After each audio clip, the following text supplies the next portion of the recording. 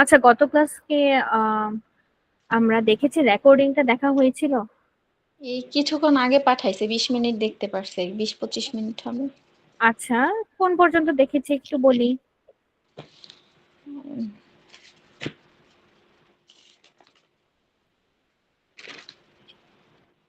টেন্সের কয়েকটা করানো হয়েছে আর কি। ও আচ্ছা, ঠিক আছে। তো আমি ফার্স্ট থেকে একটু ওভারভিউ দিই, তাহলে বুঝতে সুবিধা হবে যে আসলে আমরা কি পড়ছি। আচ্ছা, ন্যারেশন কি আমি আবারও বলি। ন্যারেশনটা হচ্ছে যখন কেউ একজন ডিরেক্ট কথা বলে। যেমন আমি বললাম আমার আইসক্রিম খুব পছন্দ, শেষ। এই কথাটা তুমি শুনেছো, তো তুমি গিয়ে এখন কাউকে বলছো, তোমাকে ধরো বলছো যে জানো মিস বলেছি মিসের নাকি আইসক্রিম খুব পছন্দ। এই যে একটা কথা আমি একটু চেঞ্জ করে বলেছি, এটাকে আমরা বলি ডিরেক্ট আর ইনডিরেক্ট। যখন আমি নিজে নিজের কথা বলবো তখন সেটা হয় ডিরেক্ট, যখন কেউ অন্য একজন আমার কথা বলে দেয় সেটা হচ্ছে ইনডিরেক্ট। তো এটা হচ্ছে আমাদের সব থেকে বেসিক ধারণা। তারপর আমরা বেসিক কিছু জিনিস শিখেছি, সেটা হচ্ছে রিপোর্টিং ভার্ব কি আর স্পিচ কি। এই দুইটা জিনিস অবশ্যই মনে রাখতে হবে, স্পিচ কি আর ভার্ব কি।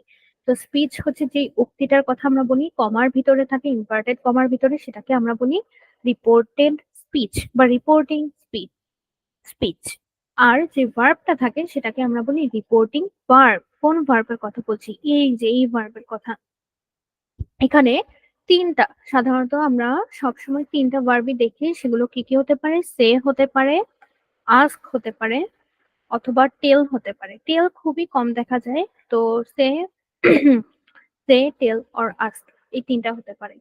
তো এখান থেকে আমরা কি শিখলাম, যে এই ভার্ব গুলো যদি কখনো আমাদের প্রেজেন্টে থাকে, যেমন দেখো সেইস আছে, দেখেই বুঝতে পারছি এটা প্রেজেন্টে আছে।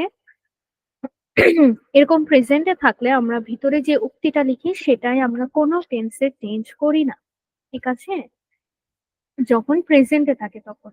কিন্তু মাঝে মাঝে এই ভার্ব গুলো আমাদের পাস্টেও থাকতে পারে, সেইড, টোল্ড, আস্কড ইত্যাদি।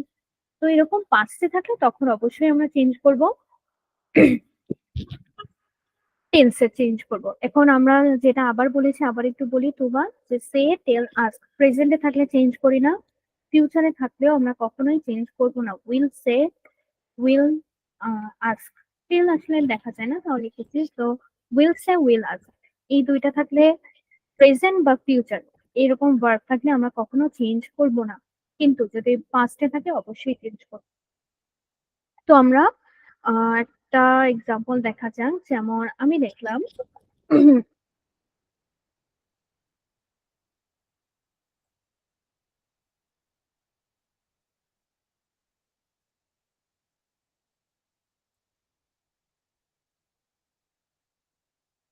আচ্ছা, আহ মুনতাহা, আগে আমাকে এটা বলো তো, এখানে কি আমরা কোনো টেন্সের চেঞ্জ করব?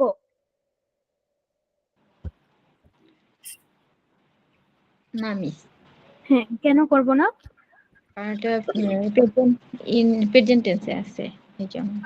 না না, আমরা কিন্তু এটা ভিতরেটা দেখবো না, আমরা কোন জায়গাটা দেখবো আমি বলি। এই যে মুনতাহার পর যে আমি একটা ভার্ব দিয়েছি, এটা কি ফিউচারে আছে নাকি প্রেজেন্টে আছে, অবশ্যই এটা দেখতে হবে। এটাই কিন্তু তোমাদের সব থেকে বেসিক আলোচনা। পরীক্ষায় দেখবা এরকম ভিতরে, এই যে আমাদের স্পিচটার ভিতরে এত কঠিন কঠিন ওয়ার্ড, এত বড় বড় সেন্টেন্স দিবে, কিন্তু বাহিরে লিখবে কি এরকম উইল সে, উইল আস্ক, এরকম। তার মানে কি ভিতরে কোনো চেঞ্জ করার কোনো দরকার নাই, কিন্তু আমরা মাথা ঘামাবো যে আল্লাহ এটা কি হবে ওটা কি হবে। এটাই আসলে সব থেকে বেসিক কনসেপ্ট, যে আমাদের এটা যদি প্রেজেন্টে থাকতো অথবা ফিউচারে আছে, এরকম হলে আমরা কোনো চেঞ্জ করি না। তাহলে আমি তোমাকে শিখাই যেটাকে আমরা কি লিখবো, চেঞ্জ করবো না বলতে যা আছে তা লিখলাম। মুনতাহা উইল সে, একটা অবশ্যই ইম্পর্টেন্ট জিনিস যুক্ত হবে, সেটা হচ্ছে that. Muntaha will say that, দেখো I am a good girl, তুমি এটা বলেছো, আচ্ছা ঠিক আছে। She is a good girl, very good. তো Muntaha will say that she is a good girl, বুঝেছি? জি মিস। ওকে, তো এরকম। তো আমরা আবারও খেয়াল রাখবো যে রিপোর্টিং ভার্বটা, এটাকে আমরা বলি রিপোর্টিং ভার্ব। এই ভার্বটা যদি প্রেজেন্টে বা ফিউচারে হয় কোনো চেঞ্জ করার দরকার নাই। যেমন এই যে বলেছে রিপোর্টিং ভার্ব, আমি একটু হাইলাইট করি। রিপোর্টিং ভার্বের পরে যদি কোনো, আচ্ছা সরি এটা না, কোথায়, এই যে রিপোর্টিং ভার্ব যদি প্রেজেন্ট টেন্স অথবা ফিউচার টেন্সে হয়, তাহলে আমরা রিপোর্টেড স্পিচে টেন্সের কোনো পরিবর্তন করব না, শুধু কিসের করব, পার্সনের। অবশ্যই পার্সন করতে হবে। যেমন Muntaha will say that she is a good girl, এখানে আই এর বলে যে আমি শি বসিয়েছি বা একটা প্রোনাউন ইউজ করেছি, এটাই কিন্তু আমাদের কনসেপ্ট ছিল। যেমন আমি তোমাকে একটা বলি, they will say that he going to school. আমাকে বলো তো মুনতাহা এটা কি হবে ইনডিরেক্ট ন্যারেশনে? সরি, দে উইল সে এর পরে তো দ্যাট হবে না, জি হবে দে উইল সে দ্যাট, আর হবে they are going to school.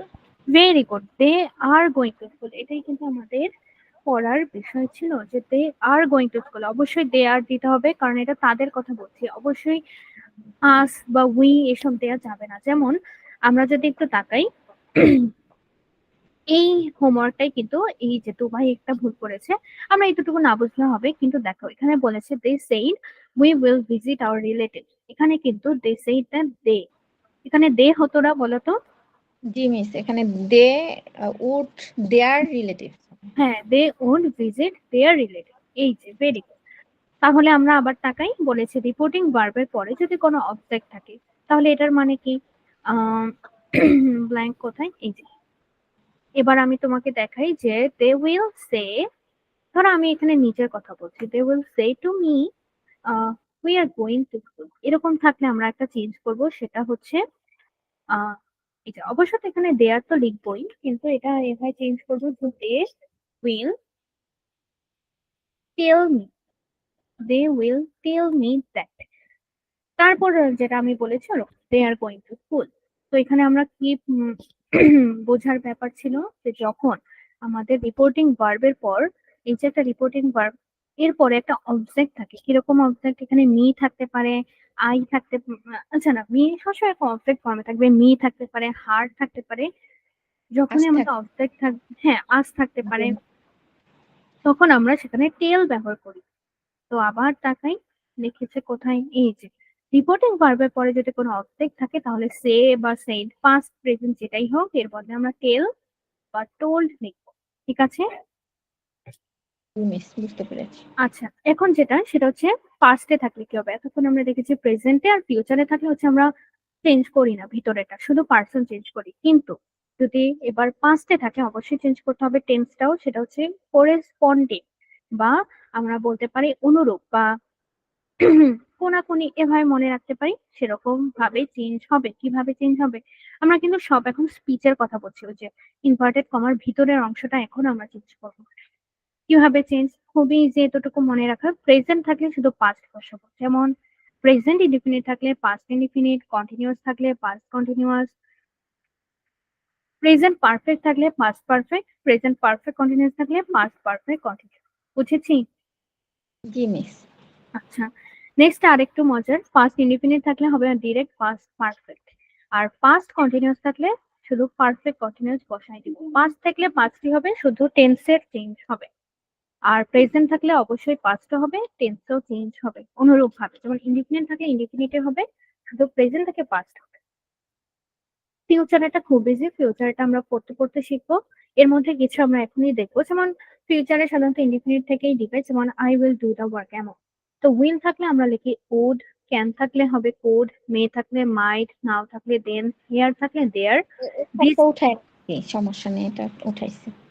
আচ্ছা, তাহলে এতটুকু আমরা বুঝলে ভেরি গুড। এই যে তো এটা যদি আমরা বুঝে থাকি, নেক্সট ডে, আচ্ছা আমরা হয়তো টেন্স এর কি এ পর্যন্ত পড়েছি, তাহলে ক্লাসটা। হ্যাঁ মিস, এটুকু আর কি দেখেছি আমি। আচ্ছা, তাহলে আমরা যেহেতু আজকে আরেকটু করবো, তো আমরা একটু রিপিট করি, সমস্যা নেই। যেমন she said to him I stand up against you.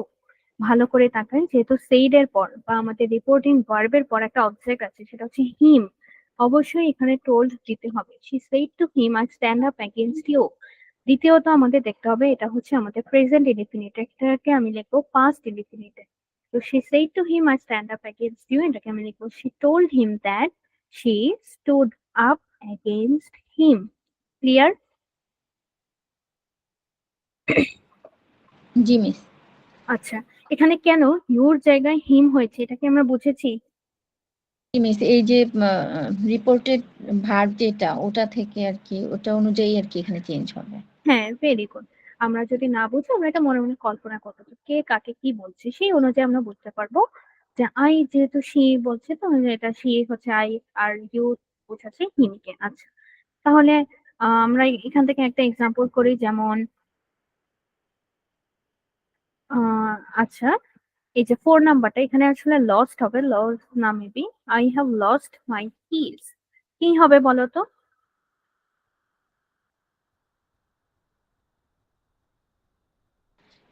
He said that হবে হ্যাঁ, হি।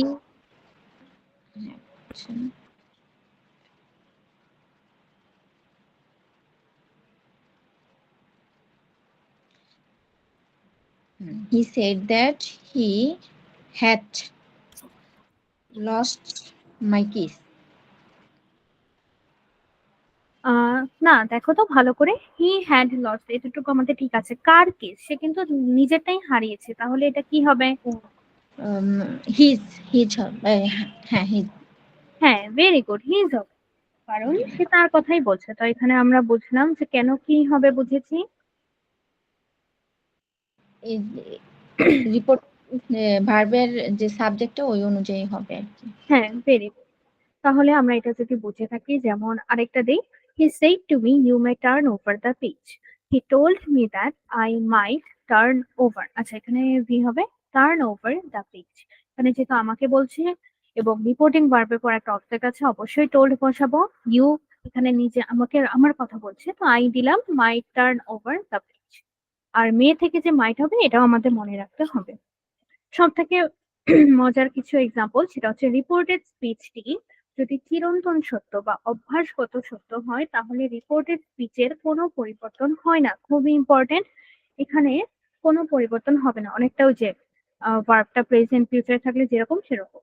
মাউ said the earth moves round the sun. আচ্ছা, ইউনিভার্সাল ট্রুথকে সেটাও বলি, যেটা চিরন্তন সত্য, সবসময় একই থাকবে, কোনো চেঞ্জ নাই। এমন অভ্যাসগত তথ্য হচ্ছে হ্যাবিচুয়াল ফ্যাক্ট, যেমন I brush my teeth everyday, বা I wake up at the morning, এরকম। এরকম কিছু শব্দ যেটা সাধারণত বেসিক্যালি সবাই করে, এরকম কিছু বললে আমরা সেখানে কোনো চেঞ্জ করব না। Mou said the earth moves round the sun, পৃথিবী সূর্যের চারদিকে আবর্তন করে, এটা অবশ্যই সত্য। তো Mou said that the earth moves round the sun. বুঝেছি মুনতাহা? জি মিস, বুঝেছি। তো এরকম একটা এক্সাম্পল আমরা করতে পারি যে, আচ্ছা, he said to me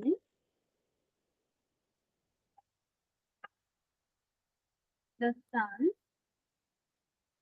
rises in the east, সূর্য হচ্ছে পূর্ব দিকে ওঠে।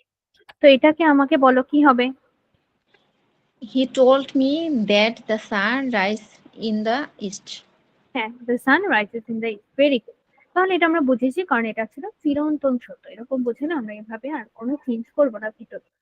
নেক্সট, এতটুকু আমরা বুঝে থাকি, তাহলে ভেরি গুড। তাহলে মুনতাহা তুমি হচ্ছে এই পিডিএফটা আমরা, এই হোমওয়ার্কের পিডিএফটা একটু পাঠিয়েছি, ওটা একটু কমপ্লিট করে ফেলবে, ঠিক আছে? আচ্ছা মিস। তাহলে আমরা যে ইন্টারগেটিভে, খুব মজাদার, ইন্টারগেটিভটা আরো ইজি। রিপোর্টের স্পিচটি যদি ইন্টারগেটিভে হয়, এখন আমরা সব প্রশ্নবোধক টাইপের সেন্টেন্স দেখবো, তখন আমরা কি করি? আমি বলি এতক্ষণ আমরা সে, টোল্ড ইত্যাদি দিয়েছি, কিন্তু এখন আমরা অনেকগুলো মজাদার ওয়ার্ড লিখবো। আমরা আস্ক লিখবো, ওয়ান্ডার কোথাও লেখা হয় না, তো আমি এটার হাইলাইট করছি না। আস্ক লিখতে পারি যদি প্রেজেন্ট হয়, যদি পাস্ট হয় আস্ক লিখবো, অথবা হ্যাঁ, তাহলে কি বলেছি, যেমন ধরো বললো Zahid says to me has your dash dash dash. তো যেহেতু এটা একটা প্রশ্নবোধক ছিল, সে আর লেখা যাবে না, আমরা লিখবো আজ, ঠিক আছে? এবং আরেকটা কথা, যেহেতু এটা আমার ভার্বটা হচ্ছে প্রেজেন্টে, তো ভিতরে কিন্তু টেন্সের কোনো চেঞ্জ হবে না, বাকি সব চেঞ্জ হবে, যেমন ইয়োর বদলে মাই হবে, এরকম আর কোনো চেঞ্জ হবে না। তো প্রথম চেঞ্জটা কি আমরা বুঝেছি, যে রিপোর্টিং ভার্বে এখন আর সেড বা টোল্ড লিখবো না, এখন আমরা লিখবো আস্কড। নেক্সট, আমরা এখন দ্যাট আর লিখবো না, দ্যাট এর বদলে লিখবো ইফ বা ওয়েদার, দুইটার অর্থ একই, কিন্তু ওয়েদার কেউ লেখে না, সবাই ইফ লেখে, যেহেতু এটা ইজি, লিখতে সহজ এরকম। আমরা কিছু এক্সাম্পল করি তাহলে ভালো বুঝবো, যেমন আমি তোমাকে হেল্প করি। আচ্ছা, টেন্সের যে চেঞ্জ ওটা কিন্তু আগের মতোই হবে, ওটার আর কোনো বদল বদল হবে না। তাহলে আমি বলি হি said to me,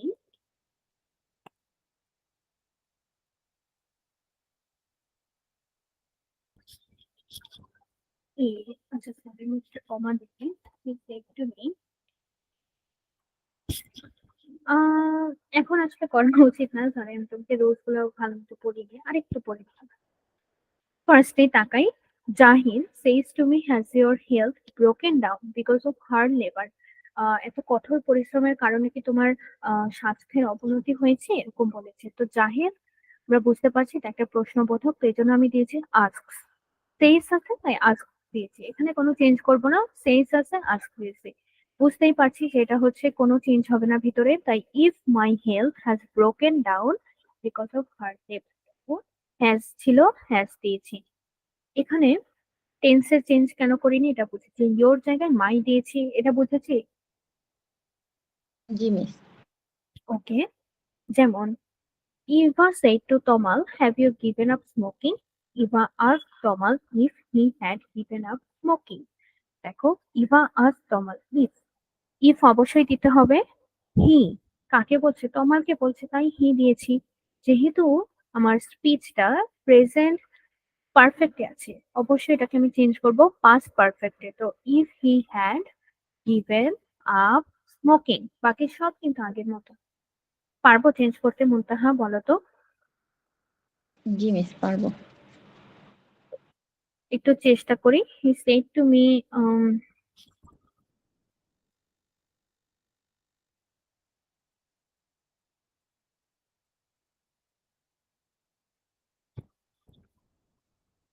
আচ্ছা আমি আজকে এখান থেকে দিচ্ছি।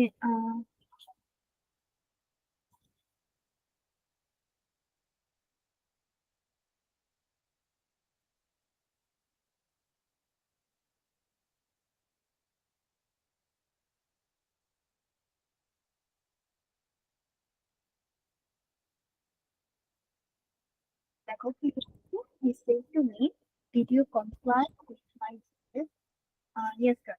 কমপ্লাই, এটার অর্থ কি আমরা পারবো? না মিস, কমপ্লাই অর্থ কি? যে তুমি কি আমার মেনে চলা, বা তুমি কি এটা করেছো কিনা, ধরো তোমার বস তোমাকে জিজ্ঞেস করেছে যে আমি যে রিকোয়েস্টটা দিয়েছিলাম বা যে কাজটা দিয়েছিলাম তুমি কি সেটা গতকাল করেছো কিনা বা মেনে চলেছো কিনা, এরকম। তো এটা আমরা একটু চেষ্টা করি যেটা আমরা চেঞ্জ করতে পারি কিনা।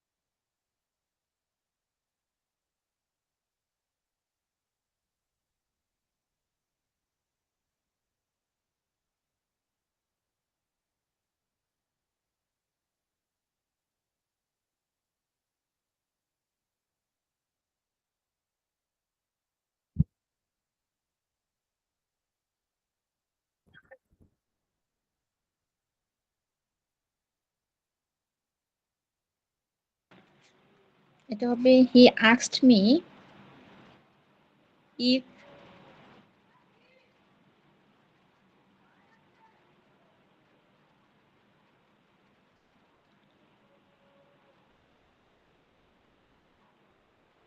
ইফ আই হবে না মিস? হ্যাঁ, আই হবে, কারণ আমাকে বলছে। আই হ্যাড হ্যাঁ, কমপ্লিট আচ্ছা এটা উইথ। পাস্ট, এটা পাস্ট ফর্ম কিন্তু আমাদের লিখতে হবে, কারণ পাস্ট পার্টিসিপল আর কি। কেন লিখতে হবে, কারণ এটা হচ্ছে আমার পাস্ট পারফেক্ট, আমি এখন চেঞ্জ করছি, তো কমপ্লাই থেকে এটা চেঞ্জ হবে কমপ্লাইড। দাঁড়াও আমি স্পেলিংটা লিখি, P L I E D, if I had complied with সব আগের মতো with his request yesterday. আচ্ছা, এখানেও আরেকটা চেঞ্জ হবে। ইয়েস্টারডে থেকে থাকলে আমরা লিখি দ্য প্রিভিয়াস ডে। তো if I had complied with his request the previous day. এটা আমরা জি। ওই যে ন্যারেশনে চেঞ্জে দেখবো। তো বুঝলাম এতটুকু।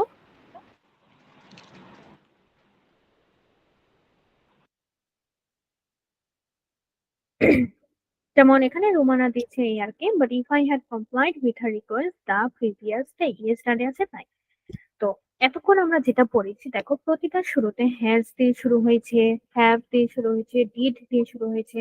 প্রতিটা প্রশ্নবোধক সেন্টেন্স আমাদের হচ্ছে হ্যাভ, হ্যাজ, ডিড ইত্যাদি। কোনো ডব্লিউ এইচ ওয়ার্ড নেই। যেমন এতক্ষণ আমরা ডব্লিউ এইচ ওয়ার্ড অনেক শিখেছিলাম, যেমন হোয়াট, তারপর হু ইত্যাদি। এসব দিয়ে যেহেতু কোনোটা শুরু নেই, তো এখন আমাদের ওটা শিখতে হবে। বলেছে রিপোর্টেড স্পিচে যদি আমরা ডব্লিউ এইচ ওয়ার্ড দ্বারা দেখি, তখন আমরা আর ইফ লিখতে পারবো না। তখন ইফ এর পরিবর্তে আমরা কি লিখবো? যেই ওয়ার্ড দেয়া আছে সেটাই। খুব ইজি। তো তাকাই, Sumi said to Zahid, when are you related by marriage? আচ্ছা, তো সুমি আজ জাহিদ। দেখো এখানে ডব্লিউ এইচ আছে, ডব্লিউ এইচ থাকলে আমরা এই রুলসটা মেনে চলবো। তো ডব্লিউ এইচ আছে, তো এটা কি করবো? ওয়েন এর জায়গায় ওয়েন রাখবো, বাকিটা চেঞ্জ করবো। সুমি আজ Zahid when are you related by marriage. যদি আমরা নর্মাল একটা সেন্টেন্সে কনভার্ট করি, তাহলে ওয়েন আর তার লেখা লাগবে না, ওয়েন হি একটা অক্সিলারি দিব, when he was related by marriage. এটা ফার্স্টে একটু কঠিন লাগতে পারে। আমরা আরেকটা দেখি। Ritu said to me, what were you talking about? তুমি তখন কি নিয়ে কথা বলছিলে? তো Ritu asked me what I had been talking about. কেন ভার্বটা এটা হলো? কারণ এটা হচ্ছে প্রেজেন্ট ইনডিফিনিট ছিল। আমরা এটা থেকে করলাম পাস্ট কন্টিনিউয়াস ছিল। পাস্ট কন্টিনিউয়াস থাকলে আমরা চেঞ্জ করি সেটাকে পাস্ট পারফেক্ট কন্টিনিউয়াস। খুবই সুন্দর উদাহরণ। তো প্রেজেন্ট আমরা টেন্সটা অবশ্যই খেয়াল রাখবো, সেই অনুযায়ী একটা ভার্ব বসাতে হবে। নেক্সট আমি যদি আবার দিই, Shammi said to Mofidul, which subject do you want to read? তো শাম্মি asked মফিদুল, যেহেতু ডব্লিউ এইচ আছে কোনো চেঞ্জ করবো না, which subject he wanted to read। কেন হলো he wanted? কারণ এটা ছিল প্রেজেন্ট ইনডিফিনিট, এই জন্য এটা হচ্ছে পাস্ট ইনডিফিনিট। আমাদের এক্সাম্পল প্র্যাকটিস করলে আরো ভালো পারবো। যেমন আমি বললাম, I said to her,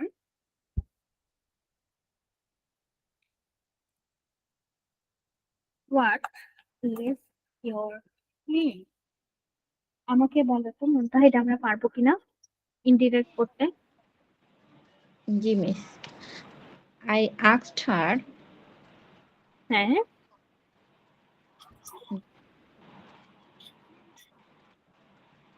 that what আচ্ছা, এখানে কিন্তু দ্যাট দেওয়া যাবে না। এখানে কি দিব? শুধু ডব্লিউ যেটা আছে শুধু ওটা। জি মিস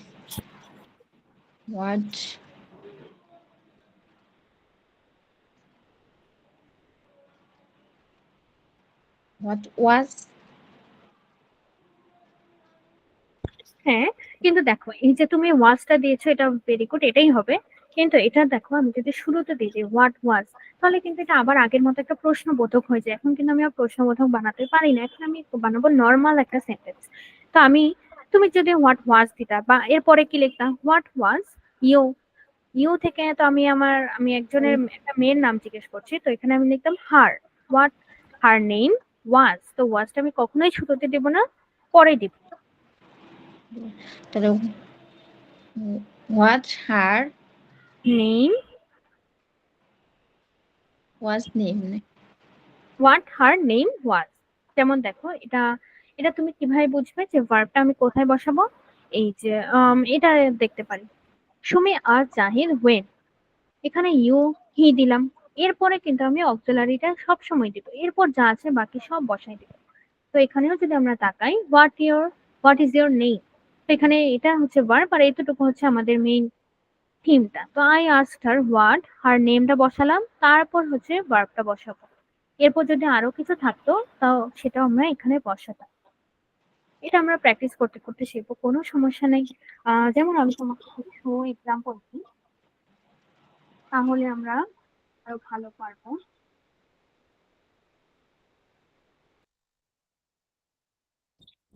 এ কয়টা একটু ট্রাই করি তো মুনতাহা।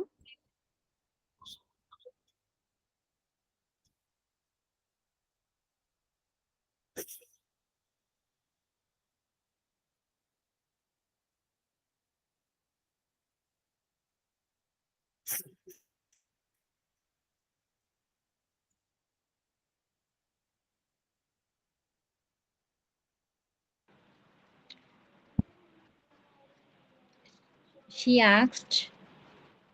হুম, আচ্ছা এটা তোমার এটা একটু অন্যরকম হয়ে গেছে। কারণ এটা যে কাকে জিজ্ঞেস করছে এটা তো নাকি। যেমন ধরো আমি বললাম সে asked to me, say asked to me, are you coming to the party? এবার একটু চেষ্টা করি। She asked me hmm, if হ্যাঁ, please. if she was coming to the party.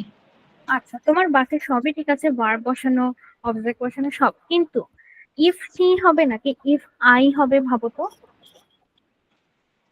সে আমাকে জিজ্ঞাসা করলো যে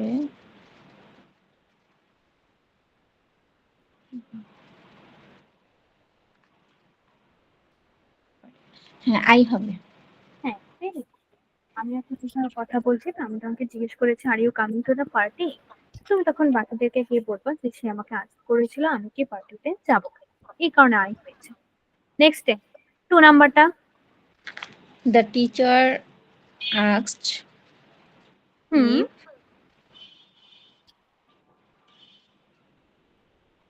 আচ্ছা এখানে দেখো এখানেও কিন্তু আগের মতো সেম ভুল করেছে, যে এখানে কোনো অবজেক্ট দেয় নাই, তো তুমি অবজেক্ট না দিলে তুমি হি ধরে নাও।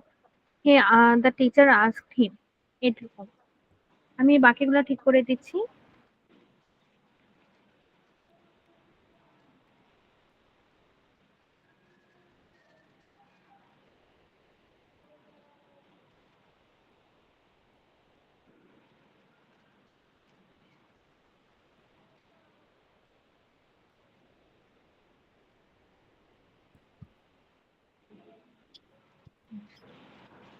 the teacher asked him hmm,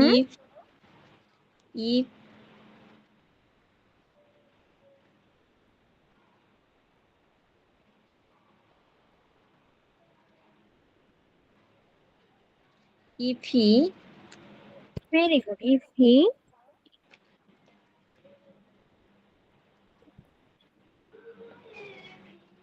past থাকলে পাস্ট পারফেক্ট হয়। past perfect তাহলে had হবে হ্যাঁ, he had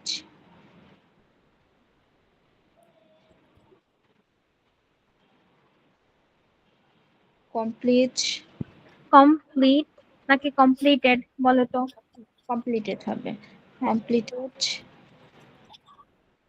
her project.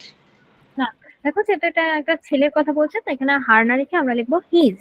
If he complete had completed his project. His project. বুঝেছি। জি মিস। নেক্সট আরেকটু ট্রাই করি। He said to me, He আর asked me হ্যাঁ, where হোয়ার তারপর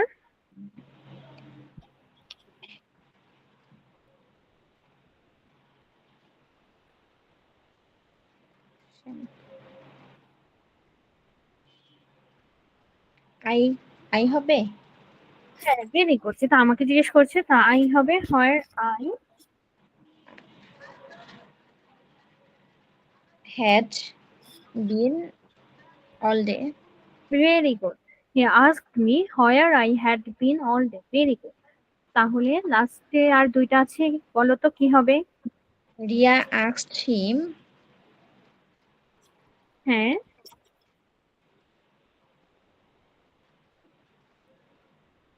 if হবে মিস। হ্যাঁ, যেহেতু এখানে ডব্লিউএইচ নাই তো বাকি সব ক্ষেত্রে ইফ হবে।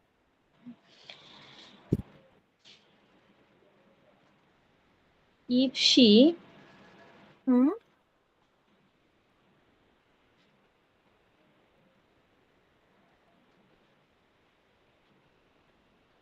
helped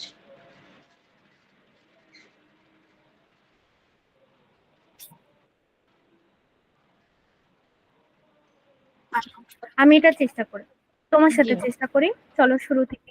রিয়া আস্ক হিম, এতটুকু অবশ্যই হবে। তো রিয়া আস্ক হিম ইফ, তো চিন্তা করি মনে মনে কে কাকে কি বলছে। রিয়া একটা ছেলেকে ধরো বলছে ওর ক্লাসমেটকে যে তুমি কি আমাকে এই প্রবলেমটাই হেল্প করবা। তো দেখো মেয়েটা ছেলেটাকে বলছে হেল্প করতে। তো if he, G if he can থাকলে হয় could, if he could help, কাকে হেল্প করবে? রিয়াকে। তো if he could help her with, this with থাকলে হয় দ্যাট। That problem. বুঝেছি এটা? জি মিস। আচ্ছা, তারপর লাস্টে the stranger ask me what is year hobby. The stranger asked me what was what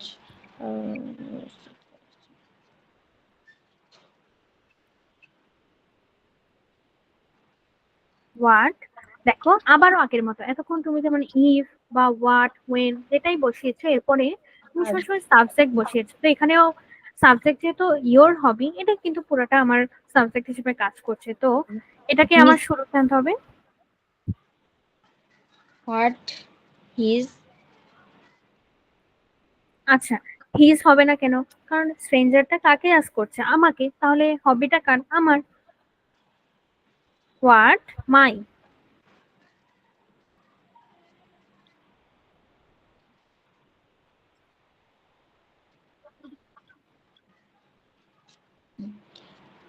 what যেমন মাই হবি হবি ওয়াজ। ওয়ান। Very good. তাহলে বুঝেছি। এটা ফার্স্ট ফার্স্ট একটু কঠিন লাগবে, কিন্তু দেখবা পরে আবার সোজা লাগবে। তো the stranger asked me what my hobby was. এই পার্সনটা নিয়ে একটু মাঝে মাঝে ঝামেলা হয়, এজন্য কি করব, মনে মনে ভাব। ধরো একটা মানুষ এসে আমাকে জিজ্ঞেস করছে তোমার হবি। তো আমি এই কথাটা বাসায় গিয়ে আজকে আমার আম্মুকে বলতেছি, জানো আম্মু আজকে না রাস্তায় একজন আমাকে দেখে বলে কি যে আমার হবি কি। দেখো এই সেম কথাটাই কিন্তু আমরা এখন ইংলিশে লিখলাম, the stranger asked me what my hobby was. বুঝেছি? জি মিস। ওকে, তাহলে এটা ছিল আমাদের অ্যাসার্টিভ ইন্টারগেটিভ, দুইটাই কমপ্লিট করেছি। ন্যারেশন আসলে খুব ইজি, তাই এই জন্য আমাদের ফার্স্ট ফার্স্ট আগানো হচ্ছে। তাহলে চলো আমরা আরেকটু ইম্পারেটিভটা দেখি। ইম্পারেটিভটা খুবই ইজি, খুবই। এটার জন্য কি দরকার? শুধু বোঝা দরকার আমরা কখন আদেশ দিচ্ছে কেউ, কখন অনুরোধ দিচ্ছি, কখন আহ ধরো নিষেধ করছে। আদেশ, নিষেধ, অনুরোধ এগুলো যদি বুঝতে পারি তাহলে এটা হবে সব থেকে ইজি। আমি তোমাকে বুঝাই। যেমন যখন আদেশ, আমি যে ওয়ার্ড গুলো হাইলাইট করবো শুধু সেগুলো দেখবো, কারণ এখানে অনেক এক্সট্রা ওয়ার্ড আছে যেগুলো লাগবে না। তোমার আদেশ বোঝালে কেউ আমাকে আদেশ দিচ্ছে, অবশ্যই আমি সেখানে অর্ডার লিখবো, কমান্ড লিখতে পারি।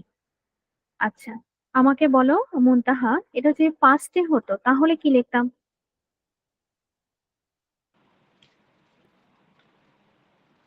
কোনটা এই যে, মিস? এই যে আচ্ছা আমি বলি, এই যে আমরা কি পড়েছি এতক্ষণ, সে বা সে হ্যাঁ টু। হ্যাঁ, পাস্ট থাকলে পাস্টে লিখতাম, সে বা সে টু আছে। যেমন এতক্ষণ আমরা বললাম কি সেইস টু মি। তো সেখানে অর্ডার লিখবো বা কমান্ড লিখবো। যদি পাস্টে হতো তাহলে লিখতাম অর্ডার্ড বা কমান্ডেড। ঠিক আছে? জি মিস। এই যে আমি হাইলাইট করলাম অর্ডার বা কমান্ডেড। এটা কখন? আদেশ বোঝালে। আমরা অর্থগুলো বুঝেছি যে অর্ডার বা কমান্ড দেওয়ার মানে হচ্ছে আদেশ দেয়া। দেখো ধরো তোমার বাবা তোমাকে বলেছে যে গো টু হোম, এটা কিন্তু আদেশ। তো এক্ষেত্রে আমরা অর্ডার লিখতে পারি। কিন্তু ধরো আর্মিদের একটা ট্রেনিং এ সেখানের কমান্ডার বা সেখানে লিডার তাদের সৈন্যদেরকে বলছে যে মার্চ অন বা সারিবদ্ধ হও, এটা কিন্তু আর অর্ডার না, তখন সেটা কমান্ডের মতো বোঝায়। তো আমরা এটা খেয়াল রাখবো।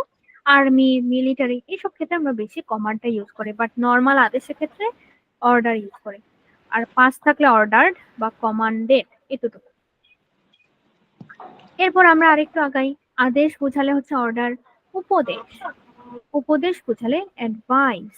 অনুরোধ বোঝালে রিকোয়েস্ট। আমি সবগুলো একবার একটু হাইলাইট করে নিই, তারপর আমি আবার এক্সপ্লেইন করছি। সবিনয় অনুরোধ। আচ্ছা, অনুরোধ বলতে কি, ধরো তুমি তোমার ফ্রেন্ডকে বললে প্লিজ আমাকে একটু হেল্প করো, এটা হচ্ছে একটা রিকোয়েস্ট। কিন্তু সবিনয় অনুরোধ। তুমি তোমার হেডমাস্টারকে গিয়ে বলছো যেন তোমাদের ক্লাসে আহ একটা অনেকগুলো বেঞ্চ বাড়িয়ে দেওয়া হয়। তো এটা যখন আমরা এরকম রেসপেক্টেবল কাউকে কোনো কথা বলি, এটা বাবা মার ক্ষেত্রে এটা প্রযোজ্য নয়, এটা হচ্ছে এরকম অফিসিয়াল কোনো কাজের ক্ষেত্রে আমরা সবিনয় অনুরোধে বেগ লিখতে পারি। আচ্ছা, বেগের পর আমাদের আরেকটা ওয়ার্ড আছে, সেটা হচ্ছে এন্ট্রিট। এন্ট্রিটটা আসলে আমরা কখনোই ইউজ করি না, তো বেগে রাখলাম। বেগ শব্দটার অর্থ যেটা আমরা পড়ি সেটা হচ্ছে ভিক্ষা দেয়া। আসলে এটা আমরা ওভাবে দেখবো না, এটা আসলে সবিনয় অনুরোধ এরকম বোঝাতে বেগ ওয়ার্ডটা ইউজ। তোমাদের সুবিধার জন্য এটা 5 ফর্ম দিয়ে দিয়েছে। যদি 5টি লিখতে হয় তখন অ্যাডভাইস লিখবো, রিকোয়েস্টেড লিখবো, সরি, বেগ লিখতে পারি, এন্ট্রিট। আচ্ছা, এন্ট্রিট লাগবে না, সরি, এটা মুছে দিই, এন্ট্রিট লাগবে না। প্রোহিবিট। প্রোহিবিট কখন? প্রোহিবিট মানে হচ্ছে নিষিদ্ধ। যেমন আমি বললাম, ধরো তোমার বাবা তার ছেলেকে বলছে যে স্মোকিং ছেড়ে দাও। এই যে স্মোকিংটা সে ছেড়ে দিতে বললো, একটা নিষেধ করলো, এই ক্ষেত্রে আমরা এখানে প্রোহিবিট বসাতে পারি। এরপর বলেছে আহ আরেকটা জিনিস বলেছে, ওটা হচ্ছে অন্যরকম, ওটা আমরা এক্সাম্পলের সাথে শিখবো। আমি তোমাকে বললাম, father said to me, go home at once. এখনই বাসায় যাও। এই যে দেখো, ফাদার আমাকে অর্ডার দিয়েছে, তো এখানে আমরা কি লিখবো? Father ordered me to go home at once. এখানে মনে রাখতে হবে যে আমরা এখানে দ্যাট বসাবো না, আমরা এখানে ডিরেক্ট বসাবো টু। টু দিয়ে বাকিটা লিখে দেবো, to go home at once. খুবই easy. Father ordered me to go home at once. এটা খালি শুধু এই কমান্ডের জায়গাটা মানে কি ওই সেট থাকলে মানে কি এখানে কি হবে, এটা হচ্ছে মূল। হ্যাঁ, এখানে হচ্ছে এটাই মেইন জিনিস, যেখানে সেট থাকলে অর্ডার হবে না, কি হবে এটা। হ্যাঁ, এটা তোমাদের এই অ্যাডভান্টেজটা আছে যে ভিতরে কোনো চেঞ্জ করা না। যেমন দ্য ক্যাপ্টেন, এই যে এখন দেখো, এটা আর্মিদের ক্যাপ্টেন বা মিলিটারি ট্রেনিং বা যে কোনো ক্ষেত্রে এটাই কিন্তু বোঝাচ্ছে, the captain shed to the force বা সৈন্যবাহিনীকে বলছে ফলো মি। এখানে আসলে অর্ডারের থেকে কমান্ডটা ভালো মিনিং প্রকাশ করে, এই জন্য আমরা লিখি the captain commanded the force to follow him. বুঝেছি?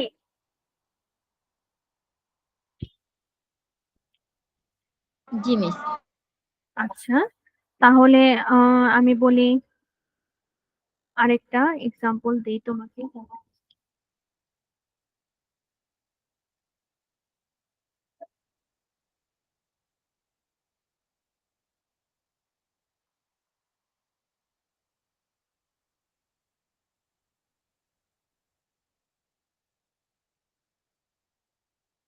বলো তো, এটা কি হতে পারে?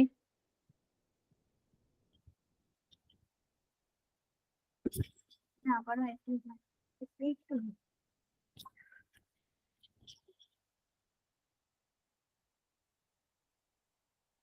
এটা রিকোয়েস্টেড হবে। হ্যাঁ, এটা রিকোয়েস্টেড হতে পারে, বা তুমি, হ্যাঁ, এটা রিকোয়েস্ট আসলে বেশি ভালো লাগে, কিন্তু কেউ চাইলে অর্ডারও দিতে পারে। ধরো বড় বোন ছোট বোনকে বলে, যেটা আসলে অনেকটা অর্ডারের মতো হয়, রিকোয়েস্টও হতে পারে। সে রিকোয়েস্টেড মি অথবা ordered me to bring her a glass of water. এটা কিন্তু অবশ্যই এখানে হার লিখতে হবে, এটা অবশ্যই চেঞ্জ করতে হবে। To bring her.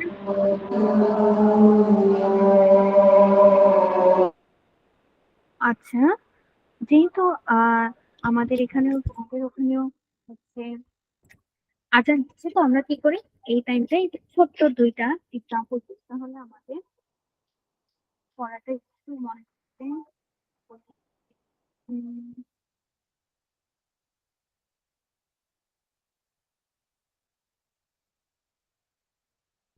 Say we will finish our homework by tomorrow, sorry, by evening। ধরো এটা একটা দিলাম, আর মাত্র পড়েছি, এরকম একটা দেই।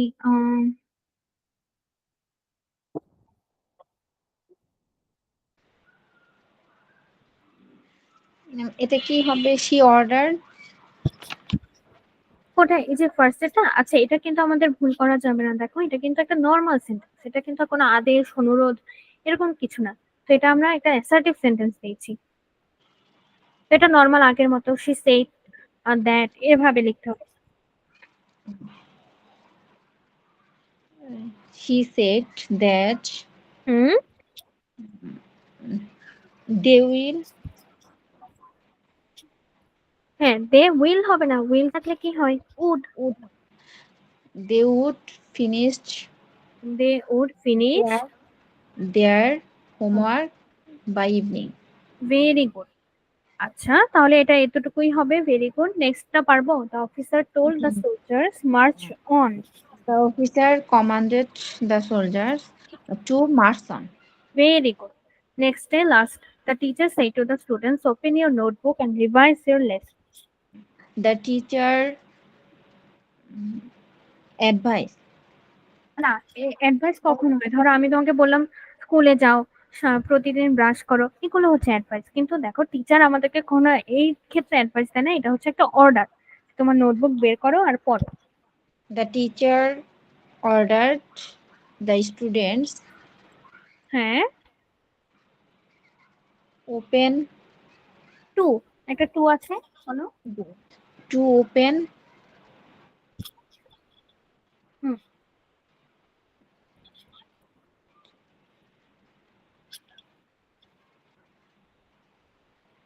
দেখো কাদের নোটবুক ওপেন করতে বলেছে? স্টুডেন্টদেরকে। এখন তাদেরকে আমরা চিনি না, তাদেরকে আমরা তারা বলতে পারি। তাহলে তারাকে ইংলিশে কিভাবে লেখা যায়?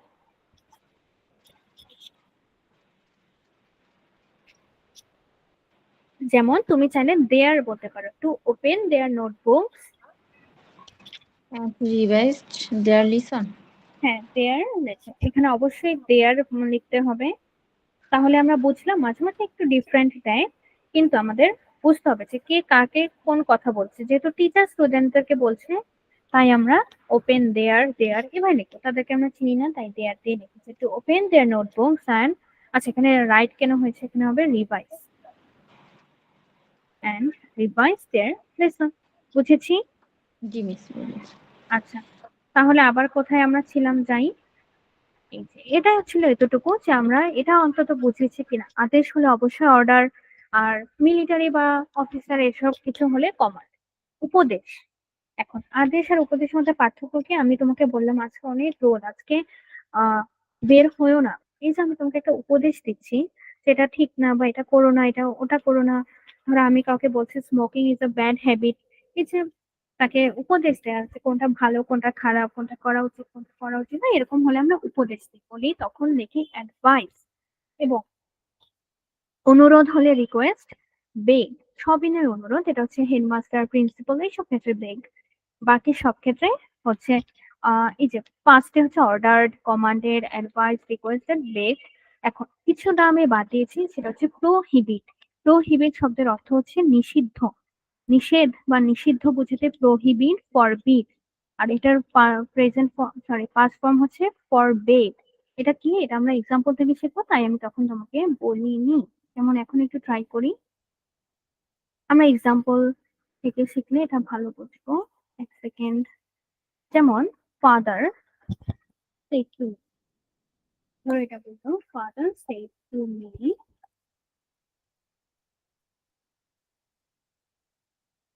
do not run in the sun.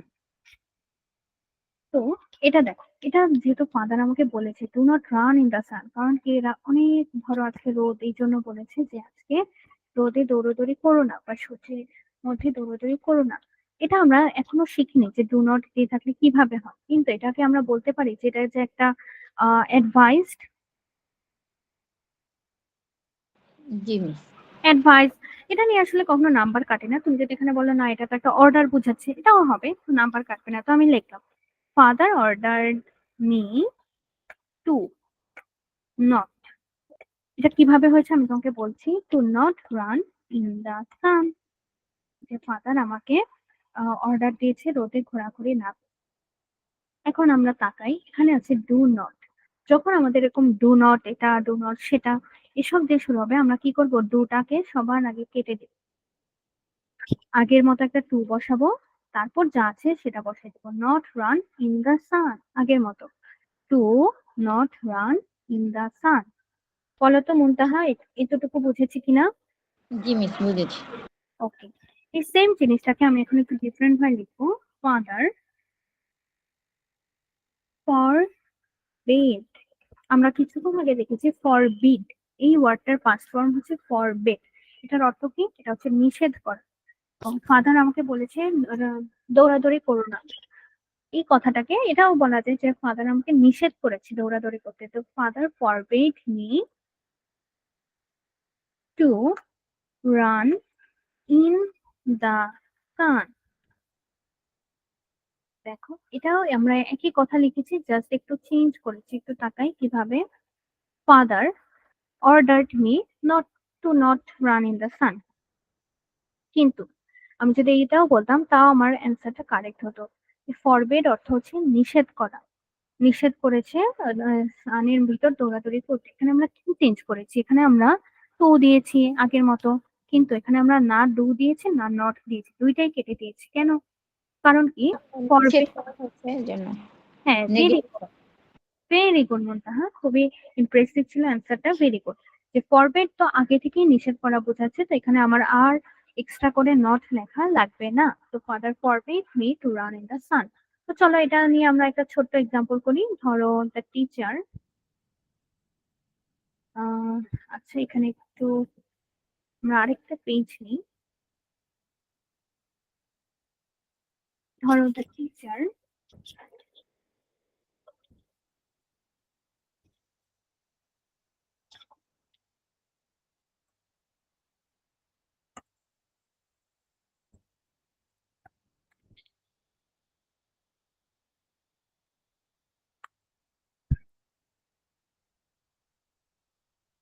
এটাকে আমাকে তুমি দুই ভাবেই করে দাও, একটা হচ্ছে অর্ডার দিয়ে আর একটা হচ্ছে ফরবেড দিয়ে।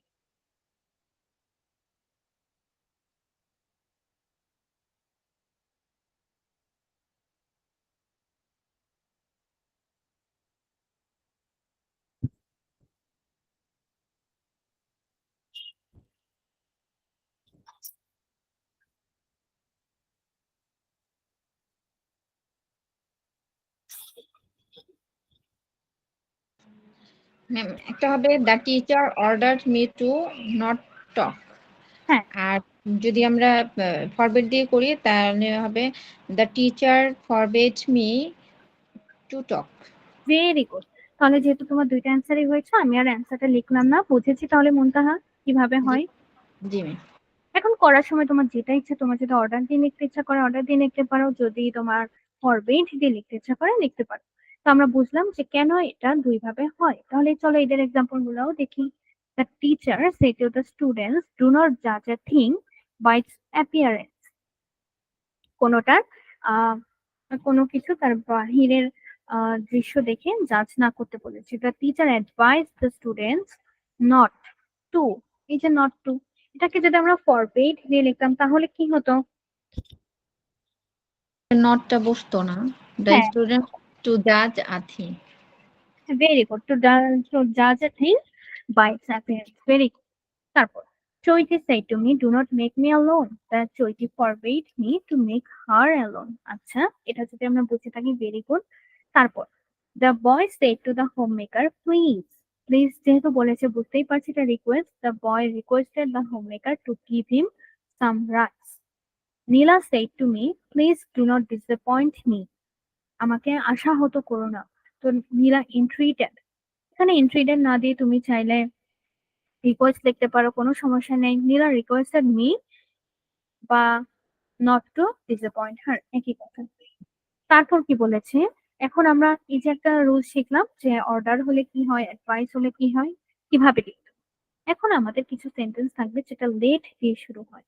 যে লেট আস বিকাম ইনডিফারেন্ট। আচ্ছা ইনডিফারেন্ট শব্দের অর্থ হচ্ছে উদাসীন, এটা খুব ভালো উদাহরণ না। তো আমরা বললাম যে লেট আস বিকাম সাকসেসফুল। তো এটা আমি লিখলাম। তো সাথী shed to me late us become successful. তো এরকম যখন লেট থাকে, যে ধরো লেট কিভাবে হয়, যে mother the son said to the mother let me go there. ছেলেটা তার মাকে বলছে আমাকে ওখানে যেতে দাও। এটা অনেকটা অনেকটা প্রপোজালের মতো বোঝায়। প্রপোজাল মানে কি, যে এটা করলে ভালো, যে আমরা ওখানে যাচ্ছি, এরকম একটা প্রপোজাল বোঝায়। তো সেই জন্য আমরা কি করি, যখনই লেট আস বা লেট মি এরকম থাকে তখন আমরা প্রপোজ বা সাজেস্ট কোনো একটা দিয়ে থাকি। তোমার প্রপোজ সাজেস্ট যেটা ইচ্ছা দিতে পারো। সাথী said to me let us become successful, আমাদেরকে সাকসেসফুল হতে দাও, বা চলো আমরা সাকসেসফুল হই একসাথে, এরকম। তো সাথী propose to me that we should become successful. কিভাবে হলো? উই, তো অবশ্যই দিব, যেহেতু আস আছে লেটটা কেটে দিব, আজ থেকে উই লিখবো, একটা আমরা শুড দিব, অবশ্যই এখানে শুড দিতে হবে। তুমি যদি শুডের বদলে মাইট দিতে পারো, বাট ওটা আসলে অর্থটা চেঞ্জ হয়ে যায়, শুডটা সব থেকে ভালো, শুড দিব। বাকি যা আছে তা, যেমন আরেকটা দেখি, সাথী সে টু এ রহমান, বা এ দিয়ে আর কি নাম, তাই এ রহমান লিখেছি, A Rahman let us become success. ধরো এখানে ওর লেখা success. Sathi propose to me, Sathi propose to A Rahman that they should become successful. আসলে এক্সাম্পলটা একটু ভুল আছে অনেকগুলো, তাই এটা বুঝতে সমস্যা হচ্ছে। যেমন আমি তোমাকে এক্সাম্পল দেই কিছু, আহ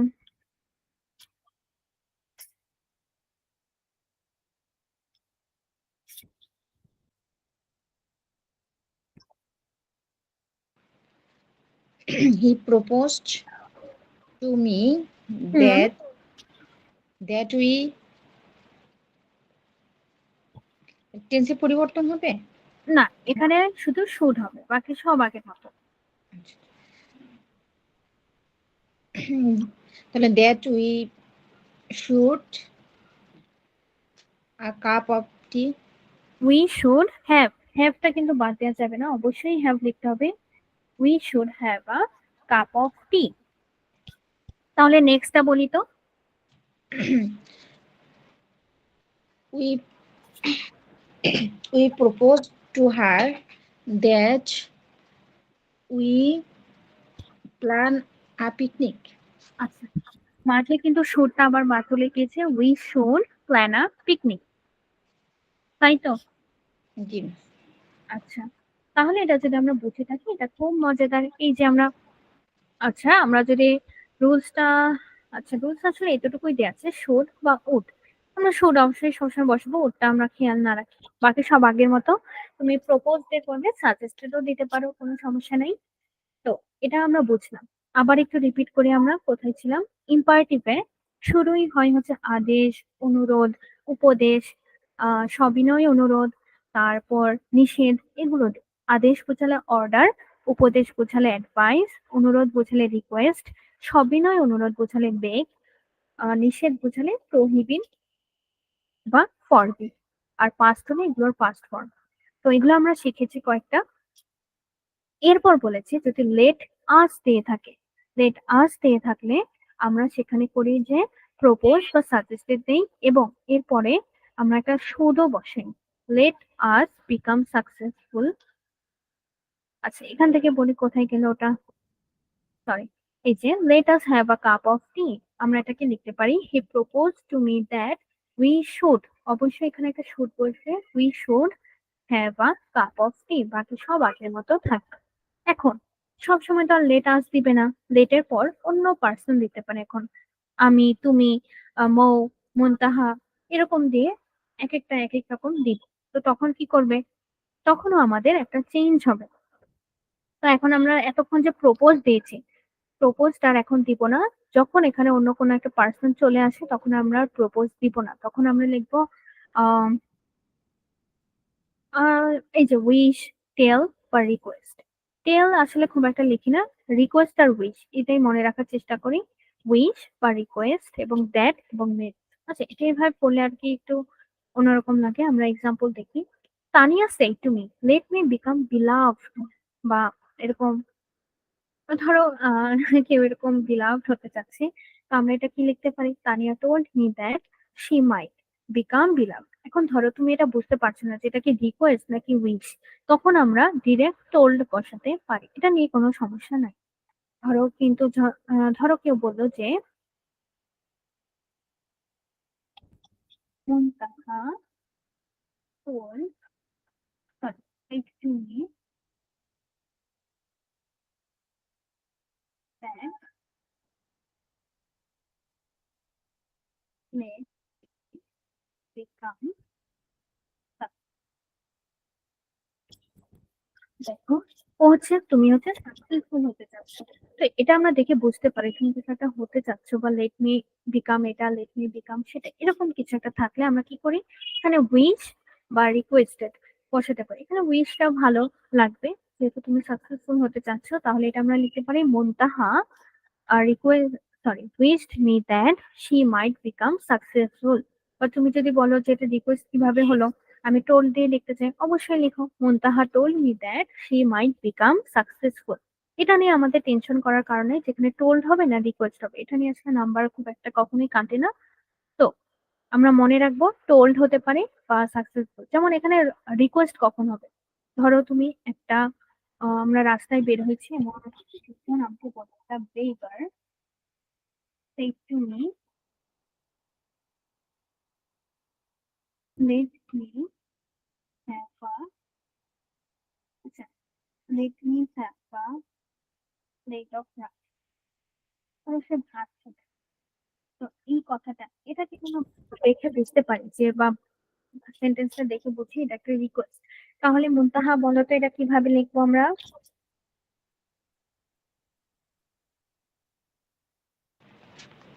The beggar told to me,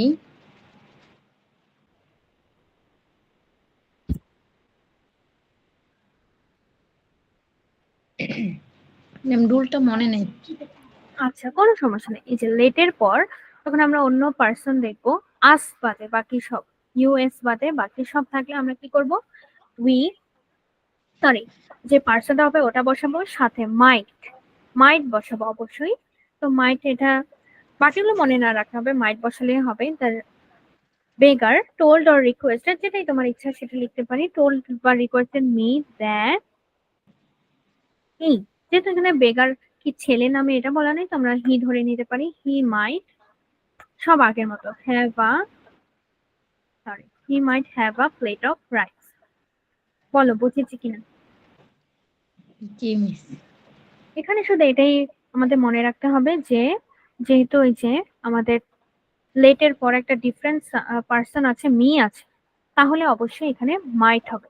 এখন বাকি সব কিভাবে বসালাম, লেট মি, ধরো একজন আহ এরকম বেগার, সে আমাকে এসে বলছে যে আমাকে এক প্লেট ভাত খেতে দাও, এরকম।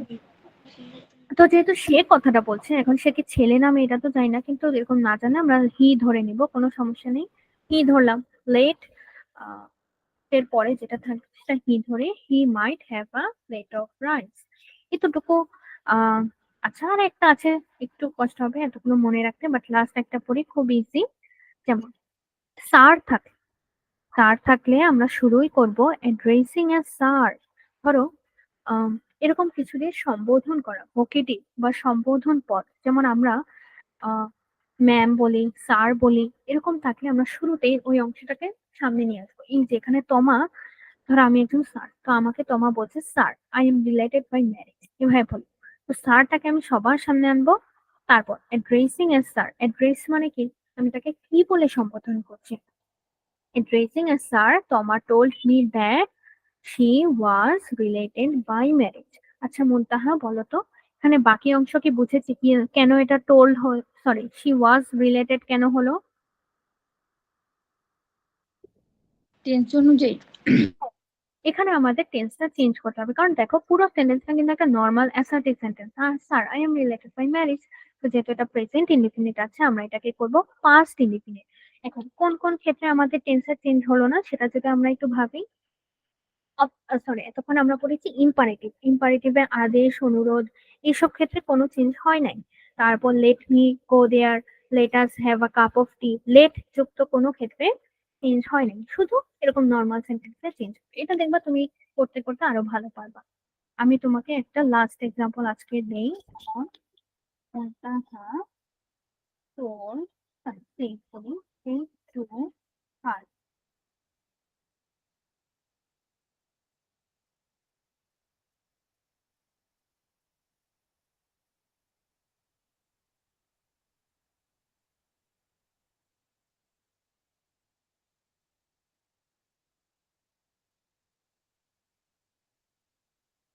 মানে তোমার একটা ফ্রেন্ড অনেক দূরে চলে যাচ্ছে, তুমি তাকে বলেছো, তুমি তাকে বলেছো Muntaha said to her dear friend we shall meet again, আমরা আমাদের আবার দেখা হবে, এরকম একটা কথা বলছে।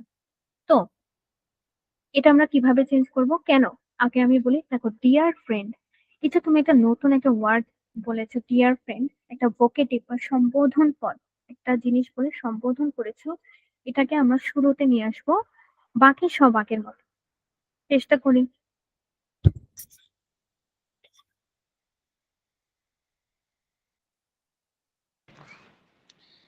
ম্যাম এটা কি ডিয়ার ফ্রেন্ড হবে নাকি অ্যাড্রেসিং? হ্যাঁ, এই যে অ্যাড্রেসিং দেওয়া হবে, যখন তুমি দেখবে এরকম ডিয়ার ফ্রেন্ড বা অন্য কিছু কিছু একটা দেয়া আছে, স্যার ম্যাম, এগুলো আমরা সবার আগে আনবো টেনে, addressing S dash dash dash. তাহলে হবে addressing as dear friend hmm.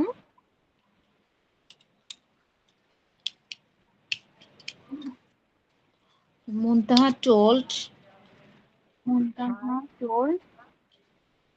her that hmm.